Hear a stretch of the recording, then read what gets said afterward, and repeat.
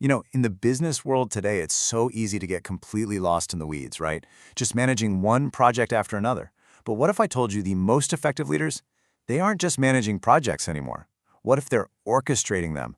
And that is the huge mindset shift we're diving into today, the leap from being a manager to becoming what we're going to call the portfolio orchestrator. So let me ask you something, and I want you to really think about your own work.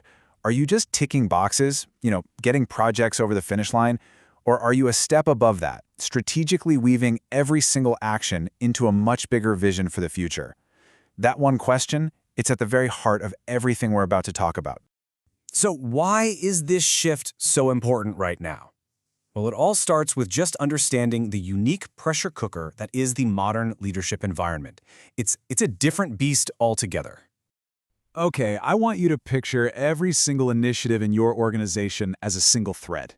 Now, the problem for most leaders isn't a lack of threads. In fact, most of them are drowning in threads. The real challenge, the one that often gets missed, is being able to step back and see how all those threads weave together to create this strong, coherent fabric of strategy and innovation. Because without that big picture view, you're just busy. You're not actually being effective. All right, so if that's the challenge, what's the solution? Well, it's going to require a whole new way of thinking. It's about making that shift from managing individual projects to truly thinking in portfolios. And that brings us to the core concept, portfolio orchestration. Now let's be super clear. This is not just some fancy new name for project management. Oh no. It is a fundamental shift away from focusing on outputs, like finishing a project on time, and moving toward achieving strategic outcomes. It's all about making sure that every dollar invested and every bit of effort put in actually strengthens the organization's mission and gets it ready for whatever's coming next. So, what's the payoff here? I mean, why should you even bother trying to adopt this mindset? Well, the source material points to 3 absolutely critical advantages that these portfolio orchestrators have over more traditional managers. First up, clarity.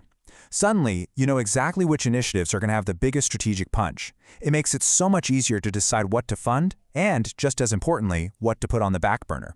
Second is agility. When the market inevitably shifts, you can quickly and intelligently move your resources around without causing total chaos. And finally, and this might be the biggest one, confidence. Instead of being afraid of disruption, you can actually navigate it, maybe even use it to your advantage, because you have this clear, holistic view of all your strategic bets. So what does this transformation really look like on a day-to-day basis? Well, it's the stark difference between being a reactive firefighter and a proactive orchestrator.